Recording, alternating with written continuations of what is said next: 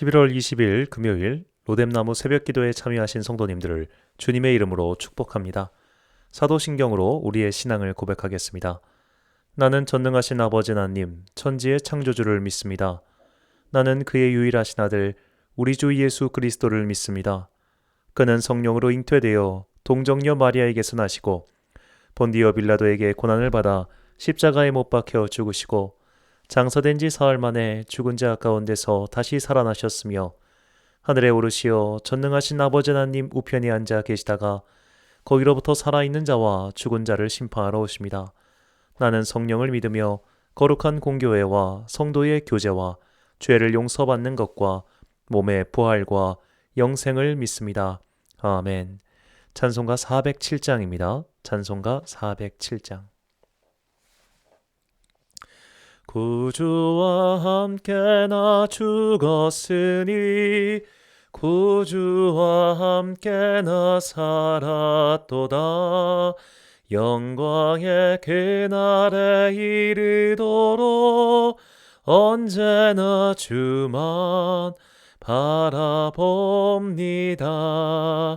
언제나 주는 날 사랑하사 언제나 새 생명 주시나니 영광의 그날에 이르도록 언제나 주만 바라봅니다.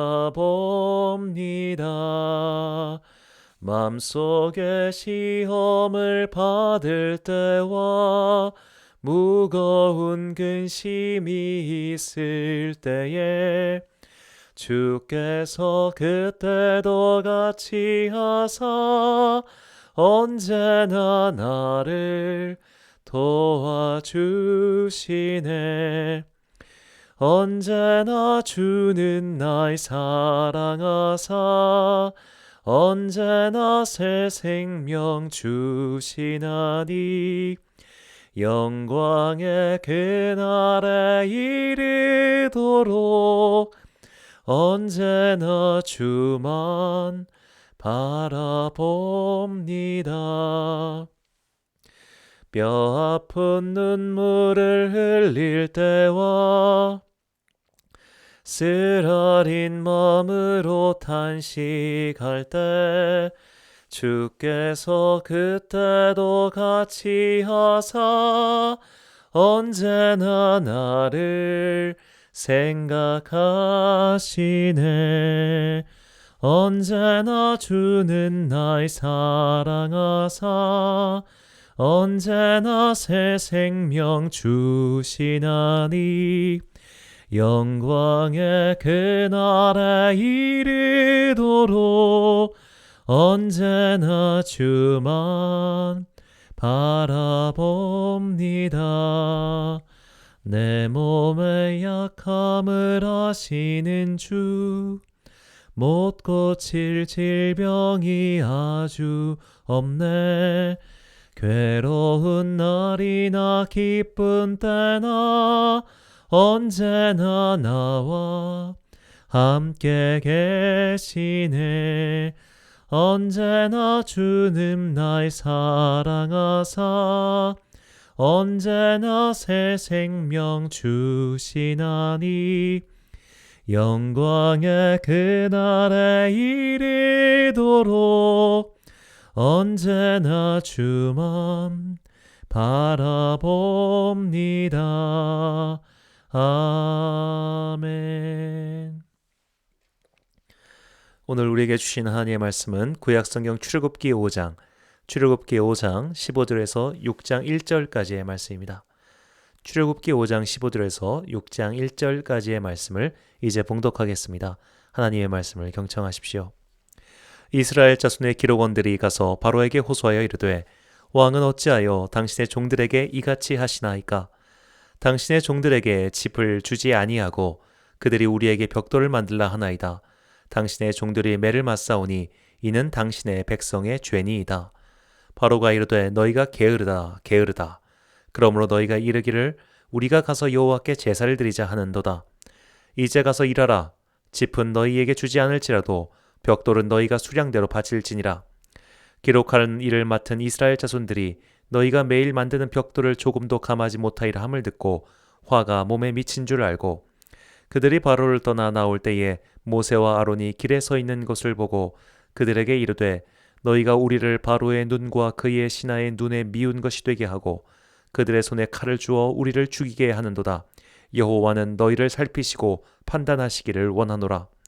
모세가 여호와께 돌아와서 아뢰되 주여 어찌하여 이 백성이 학대를 당하게 하셨나이까? 어찌하여 나를 보내셨나이까? 내가 바로에게 들어가서 주의 이름으로 말한 후로부터 그가 이 백성을 더 학대하며 주께서도 주의 백성을 구원하지 아니하시나이다. 여호와께서 모세에게 이르시되 이제 내가 바로에게 하는 일을 내가 보리라. 강한 손으로 말미암아 바로가 그들을 보내리라. 강한 손으로 말미암아 바로가 그들을 그의 땅에서 쫓아내리라. 아멘. 피하 식별 기도란 제목으로 하나님의 말씀 선포하겠습니다. 군인들에게 참 중요한 하루 일과 중 하나가 암구호 숙지입니다. 암구호는 적과 아군을 구분하기 위한 암호입니다. 피하 식별이라고 하죠. 지금 내 눈앞에 있는 것이 적인지 아군인지를 구분해야 오인 사격을 피할 수 있습니다. 적과 아군을 구분하지 못해서 몰살당한 이야기가 성경에 나옵니다. 기드온과 미디안 군대의 전쟁 이야기입니다. 한밤중에 기드온의 군대가 그들의 진영을 둘러싸고 그들로 하여금 사방이 포위된 것처럼 오인하게 만들자 그들에게 자중질환이 일어나서 서로 죽이는 일이 벌어졌습니다. 되게 멍청한 일 같지만 실제로 이런 일이 역사 속에서 굉장히 빈번하게 있었습니다. 2차 세계대전 당시 미군 폭격기가 노르망디에 상륙했던 미국의 지상군에게, 즉 아군에게 5인 폭격을 가해서 240명이 사망하고 620명이 부상을 입는 사건이 발생했습니다. 자, 2차 세계대전이면 고작 100년도 안 됐을 때 일입니다. 교회의 역사에도 이런 피하 식별을 위한 암구호 같은 것이 있었습니다. 로마에 의한 박해가 한창이던 때 교인들은 카타콤이라고 불리는 지하에 숨던가 산으로 도피하던가 그것도 아니면 큰 도시를 떠나 다른 곳으로 이주했습니다. 그때 기독교인들끼리 서로를 식별하기 위한 암호가 익투스 물고기였다고 합니다. 이 물고기 그림을 바닥에 그리면 기독교이구나 라고 했다는 것이죠. 기독교가 로마의 공인을 받은 종교가 되었지만 새로운 적들, 즉 적과 아군 피하 식별을 위한 대상이 하나 생겨납니다. 바로 이단입니다.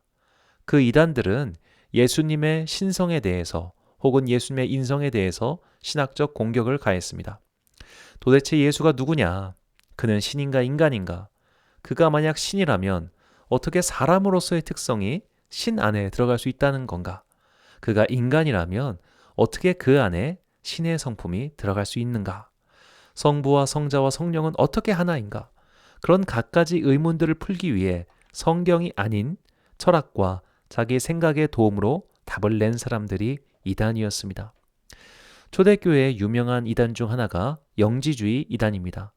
영지주의는 물질과 영혼의 이원론적 관념에 나온 이단인데 물질은 천하고 악하다는 것이고 영은 순결하고 선하다는 겁니다. 그러니 예수님께서 육체를 입고 오셨을 리가 없다. 이것을 가연설 이단이라고 하지요.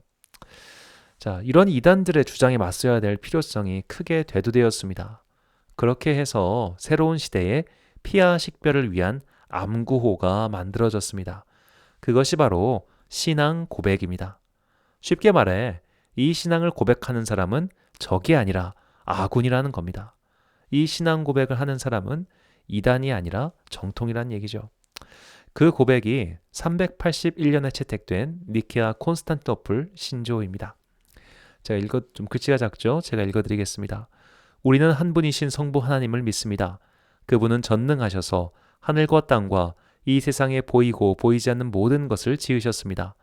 우리는 한 분이신 주 예수 그리스도를 믿습니다. 그분은 모든 시간 이전에 성부에게서 나신 하나님의 독생자이십니다. 그분은 하나님에게서 나신 참 하나님이시요 빛에서 나신 빛이시요 참 하나님께서 나신 참 하나님이시며 성부와 같은 분으로 나음과 지음받은 분이 아닙니다. 오히려 그분을 통해서 만물이 지음받았습니다. 그분은 우리와 우리의 구원을 위하여 하늘로부터 내려오시어 성령의 능력으로 동정녀 마리아에게서 태어나 참 인간이 되셨습니다. 우리 때문에 본디오 빌라도 치하에서 십자가형을 받아 죽임을 당하고 묻히셨으나 성서의 말씀대로 사흘 만에 부활하셨습니다. 그분은 하늘에 올라 성부 오른편에 앉아 계십니다. 그분은 산 이와 죽은 이를 심판하러 영광 가운데 다시 오실 것입니다. 그리고 그분의 나라는 끝이 없을 것입니다. 우리는 주님이시며 생명을 주시는 성령을 믿습니다.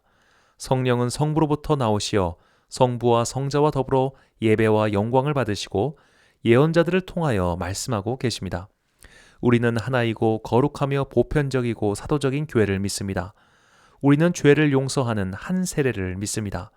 우리는 죽은 이들의 부활과 오고 있는 세계에서 살게 될 것을 믿습니다. 아멘. 이 신앙 고백은 당시 모든 교회가 사용하고 있었습니다. 그러다가 교회가 둘로 나뉘게 됩니다. 헬라어를 사용하는 동방교회와 라틴어를 사용하는 서방교회입니다. 동방교회는 비잔틴 제국의 수도인 비잔티움, 오늘날 이스탄불이죠. 이스탄불이 본부였고 서방교회는 로마가 중심이었습니다. 니케아 콘스탄티노플 신조는 헬라어가 원문이었습니다. 그래서 라틴어를 사용하는 서방교회는 라틴어로 된 신앙 고백서를 사용하기로 합니다. 그것이 오늘 우리가 고백하고 있는 사도신경입니다. 이 사도신경은 동방교회와 서방교회가 분연된 이후 서방교회의 공식 신앙 고백이 되었습니다. 그리고 서방교회가 로마 가톨릭과 개혁신앙으로 나뉘게 됩니다. 개혁신앙 전통을 따르는 자들은 그대로 사도신경을 신앙 고백으로 채택하여 오늘날까지 사용하고 있습니다. 오늘날 개신교회는 수많은 분파로 나뉘어 있습니다. 우리나라 개신교 교파만 230개가 넘는다고 합니다. 교단도 많고 군소신학교도 많고 그러다 보니 목사도 엄청나게 많습니다. 누군가 비아냥거리는 소리로 우리 동네엔 편의점보다 교회가 많다고 합니다. 너무 많은 교단, 너무 많은 신학교, 너무 많은 목사가 너무 많은 교회를 세웠습니다. 그러나 전체 기독교 인구는 늘지 않고 오히려 줄고 있습니다. 그래서 교회 안에서 잔혹한 경쟁이 이어지고 있습니다. 그래서 교회가 교회를, 이 교회가 저 교회를, 저 교회가 이 교회를 서로 총질하기 시작했습니다. 같은 편끼리 싸우는 겁니다. 다 같이 사도신경을 고백하는 아군인데, 내 편인데, 그런데 그런 교회들끼리 내부 사격을 가하고 있습니다. 그래서 교회가 피투성이가 되었습니다. 특히 코로나 시국에 정말로 교회가 교회에게 총격을 가했습니다. 누구보다도 서로를 잘 아는 교회가 서로를 쏴댔습니다. 근래 교회가 교회에게 가한 공격 중 가장 가슴이 아팠던 것은 한 개척교회에서 일어난 일이었습니다. 지난 3월 경기도 어느 도시에 위치한 개척교회에서 총 확진자가 78명이 발생했습니다. 그런데 확진자가 나온 것보다 더 많이 욕을 먹은 것은 그 교회에서 입장하는 성도들에게 소금물을 분사한 것이었습니다. 그때만 해도 코로나가 발생한 지 한 달이 좀 안 됐을 때였습니다. 온갖 풍문이 떠돌아다니고 있었을 때 소금물을 분사기로 입안에 뿌리면 바이러스가 죽고 전파가 안 된다더라 라는 이야기가 돌았나 봅니다. 그 일로 인해 그 교회는 엄청나게 욕을 먹었습니다. 그러자 몇몇 사람들은 저 교회 이단 아니냐고, 이단들이 저런다고 말하기 시작했습니다. 하지만 그 교회는 이단 교회가 아니었습니다. 그 목사님은 이단 신학교를 졸업한 분도 아니었습니다. 심지어 몇 년 전에는 저 교회 목사님이 신유 집회를 하신다고 신문에까지 난 교회였습니다. 개척하고 열심히 하셔서 상가 건물에 200여 명 남짓 모이는 교회로 성장시키셨습니다. 그런데 하루아침에 이단이냐? 미친 사람이냐? 제정신이냐? 온갖 욕을 다 드셨습니다. 그분께서는 사태가 진정되면 교회 담임 목사직을 내려놓겠다고 하셨습니다. 그리고 그 교회는 현재 그 장소에서 이전하였습니다. 과연 이것이 60이 넘은 목사님이 그렇게까지 지탄을 받을 만한 큰 잘못이었을까요? 단지 잘못된 정보, 뜬 소문 때문에 일어난 해프닝인데 그 당시 그 교회는 아마 며칠 동안 전 국민으로부터 온갖 욕들을 먹었을 겁니다.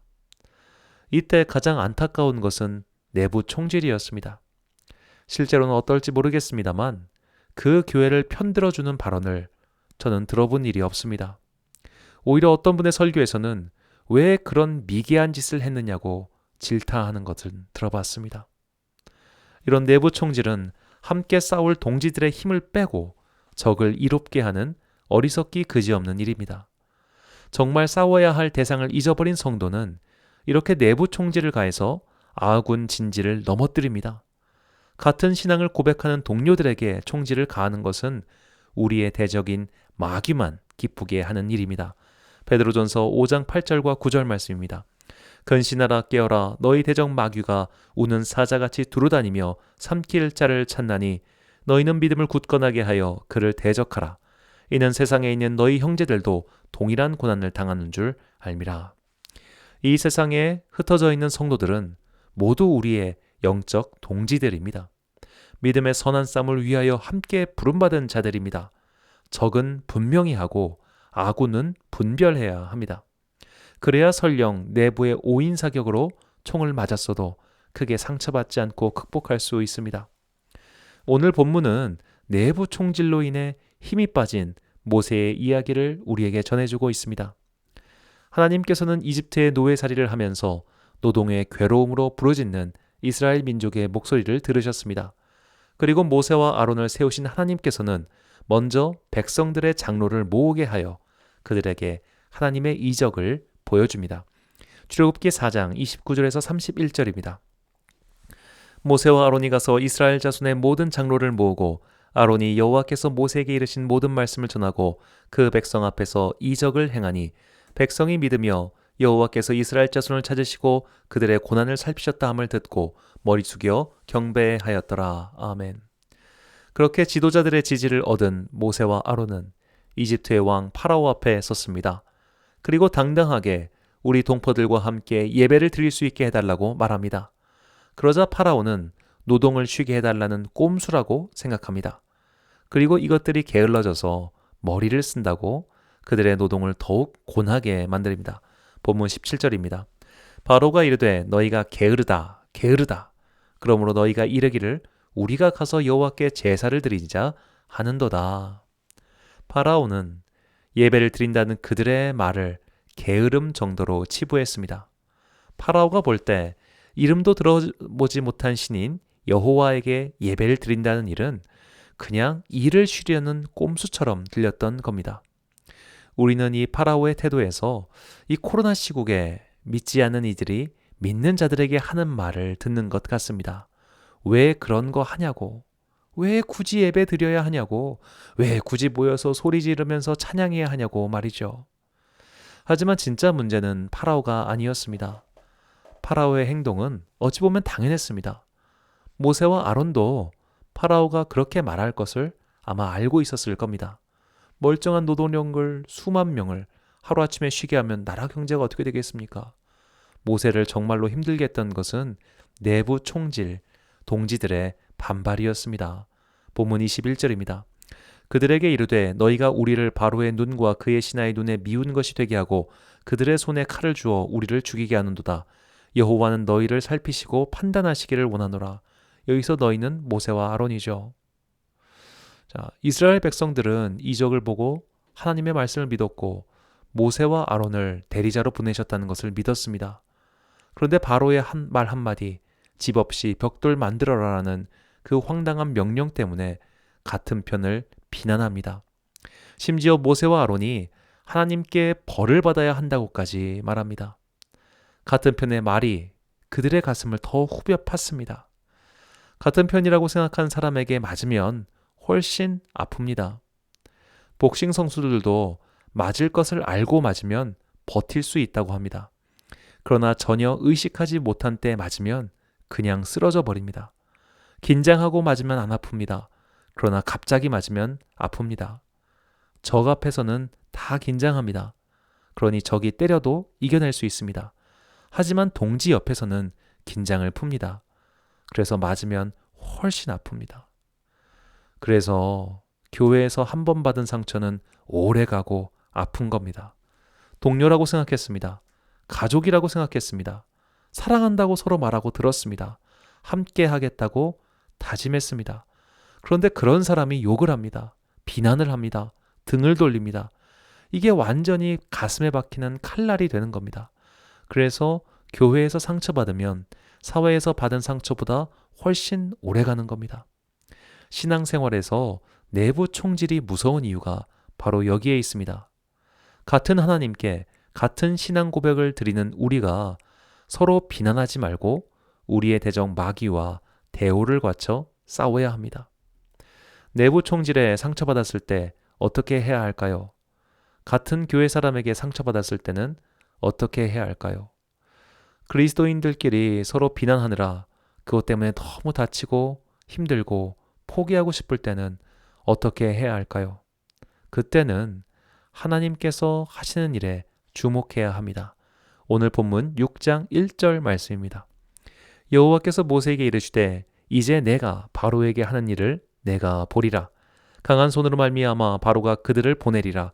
강한 손으로 말미암아 바로가 그들을 그의 땅에서 쫓아내리라. 하나님께서는 이스라엘 백성을 단번에 해방시키지 않으셨습니다.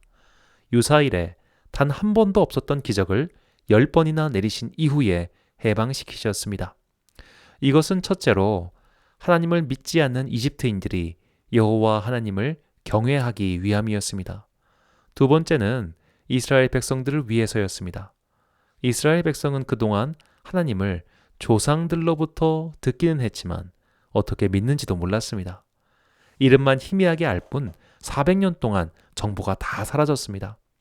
하나님께서는 아브라함과 이삭과 야곱에게 하신 약속을 지키기 위해 그들을 부르셨고 그들을 가르쳐 주셨습니다. 마지막 세 번째 이유는 바로 모세 때문입니다. 우리가 출애굽기 3장과 4장을 보면 모세를 부르시는 하나님의 이야기를 우리에게 전해줍니다. 모세는 시내산에서 임재하신 하나님을 배웠습니다. 그러나 하나님의 부름을 거절합니다. 나는 못합니다. 다른 사람을 보내주세요라고 반복해서 말합니다. 무려 5번이나 반복해서 완곡히 거절하자 하나님께서는 마침내 화를 내시기까지 합니다. 모세는 기적을 체험했지만 믿음이 부족했습니다. 기적을 봤으면 가야 하는데 아직도 반신반의 상태입니다. 그런 모세의 태도가 점점 당당하게 변해갑니다. 10가지 재앙이 지나갈 때마다 모세의 태도는 보무도 당당해졌습니다. 심지어 파라오가 다시 얼굴을 비추면 널 죽여버리겠다라고 협박까지 했어도 겁먹지도 않습니다. 이 모세의 변화를 성경 말씀 속에서 보면 극명합니다. 출애굽기 3장 11절과 출애굽기 10장 28, 29절입니다. 모세가 하나님께 아뢰었다. 제가 무엇이라고 감히 바로에게 가서 이스라엘 자손을 이집트에서 이끌어내겠습니까? 바로가 모세에게 소리쳤다. 어서 내 앞에서 썩 물러가거라. 다시는 내 앞에 얼씬도 하지 말아라. 내가 내 앞에 다시 나타나는 날에는 죽을 줄 알아라. 모세가 말하였다. 말씀 잘하셨습니다. 나도 다시는 임금님 앞에 나타나지 않겠습니다. 바로 앞에 서는 것은 상상도 못할 정도로 모세는 처음에 두려워했습니다. 그러나 하나님의 기적을 반복해서 체험하면서 내가 믿는 하나님은 이집트의 모든 신보다 위대하고 이 지상의 어떤 권력자도 얻지 못할 초월자이시구나란 믿음이 생겼습니다. 이후 모세는 끝없이 내부 총질을 당합니다. 그에게는 파라오의 군대보다 홍해보다 가나안 땅의 강대한 적들보다 더 힘든 것이 동포 이스라엘 백성들이었습니다. 너무 힘들어서 그만 나 좀 데려가요 라고 말할 정도였습니다. 이 힘든 일을 위해서 하나님께서는 모세를 부르셨고 기적을 보여주셨습니다. 이것이 교회 안의 다툼, 교회와 교회의 다툼, 교인과 교인의 내부 싸움에 지친 우리에게 주시는 하나님의 메시지입니다. 못난 집안일수록 다툼이 많습니다. 안타깝게도 못난 교회일수록 목사와 교인, 교인과 교인들끼리 내부 총질을 해댑니다.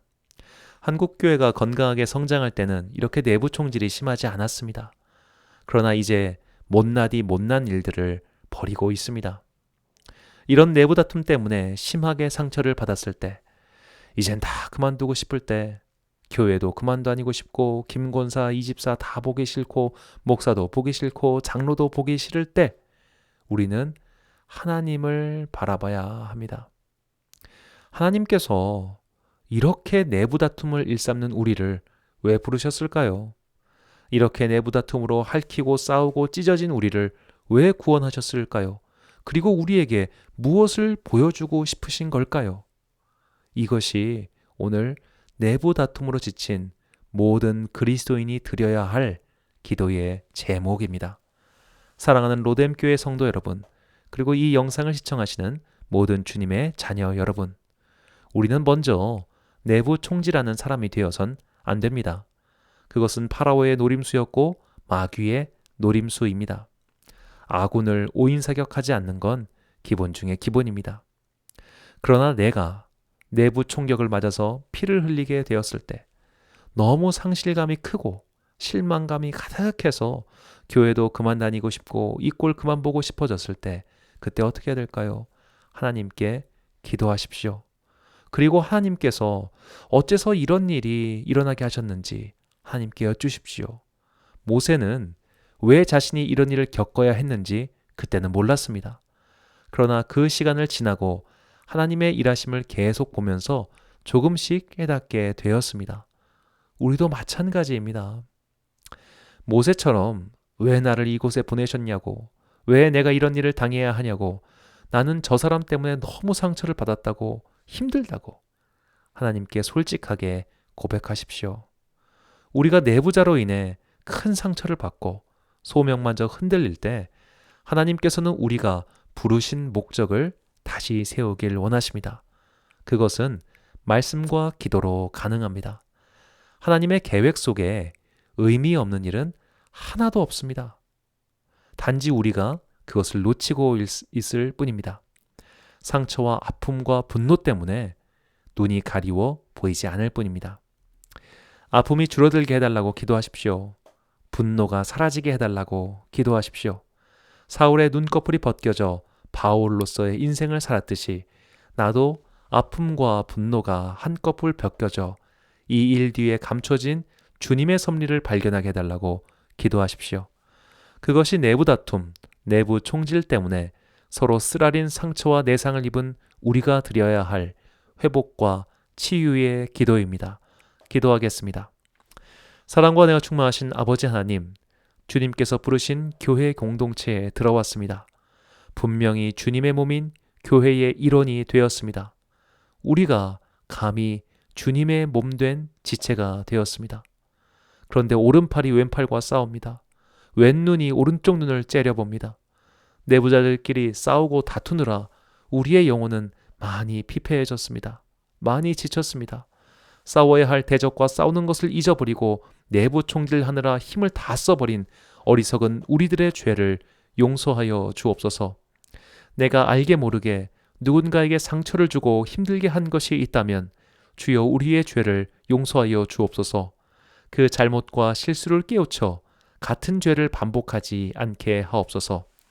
받은 상처가 너무나 커서 지친 성도들이 있습니다. 내부의 다툼으로 진이 다 빠져버려서 더 이상 한 걸음도 움직일 수 없는 사람들이 있습니다. 주님께서는 우리가 좌절하여 눈을 돌려버리길 원치 않으십니다. 눈을 크게 뜨고 하나님의 일하심을 보기 원하십니다. 오늘 말씀을 통해 그 진리를 깨우쳐 주셨으니 이제 포기하지 않고 하나님의 일하심을 믿고 기도하게 하옵소서. 특별히 나를 각자의 공동체로 보내셔서 주님의 지체로 삼아주신 이유, 곧 소명을 깨닫고 소명이 끝나는 그 순간까지 기도하며 버티고 승리하게 하옵소서. 우리나라의 모든 교회를 위하여 기도합니다. 같은 적과 싸워야 하는 동지를 경쟁자로 생각했습니다. 저들이 쓰러지고 망해야 내가 잘 된다고 생각하고 내부 총질을 가했습니다. 주님, 손을 잡고 함께 나아가야 할 형제 자매를 오히려 적처럼 미워하고 핥히고 상처를 줬던 우리의 죄를 용서하여 주옵소서. 형제의 죄를 들춰내고 자매의 허물을 퍼뜨렸습니다. 그러면서 마치 저들은 죄인이고 나는 의인인 양 행세했습니다. 주님께 꾸지람을 들은 바리새인보다 더 악했던 우리를 용서하여 주옵소서. 이제는 내부를 향한 손가락질과 비방을 멈추고 우리가 싸워야 할 진짜 적인 악한 마귀와만 싸우는 진정한 주님의 군사가 되게 하옵소서. 겨울비가 내리고 심한 추위가 찾아왔습니다. 오늘도 삶의 자리에서 수고하고 땀 흘리는 모든 주님의 자녀들을 돌봐주시고 은혜를 베풀어 주옵소서. 기말고사가 다가옵니다. 올해 정말로 수고했던 모든 학생들, 특히 주님께 지혜를 간구하는 학생들에게 은혜를 베풀어 주옵소서. 아픈 환우들을 위하여 기도합니다. 병상에 누워 힘겨운 시간을 보내고 있습니다. 마스크를 쓰기 전부터 답답했던 병상이 더욱 답답한 곳이 되었습니다. 가족들은 쉬면에도 가지 못해 어렵습니다. 외롭고 지친 그들의 영혼을 주님께서 위로해 주옵소서. 병상에 누워 회복을 바라는 자들의 간절한 외침을 들어주시고 삶의 소망을 회복시켜 주옵소서. 주님께서 사랑하시는 자녀들에게 오늘도 사랑과 은혜의 햇살을 공평하게 비춰주실 줄 믿사오며 예수님의 이름으로 기도드립니다. 아멘. 주기도문 하심으로 새벽 기도를 마치겠습니다. 오늘도 주님 안에서 승리하시길 소망합니다. 하늘에 계신 우리 아버지, 아버지의 이름을 거룩하게 하시며 아버지의 나라가 오게 하시며 아버지의 뜻이 하늘에서 이루어진 것 같이 땅에서도 이루어지게 하소서. 오늘 우리에게 일용할 양식을 주시고 우리가 우리에게 잘못한 사람을 용서하여 준 것 같이 우리의 죄를 용서하여 주시고 우리를 시험에 빠지지 않게 하시고 악에서 구하소서. 나라와 권능과 영광이 영원히 아버지의 것입니다. 아멘.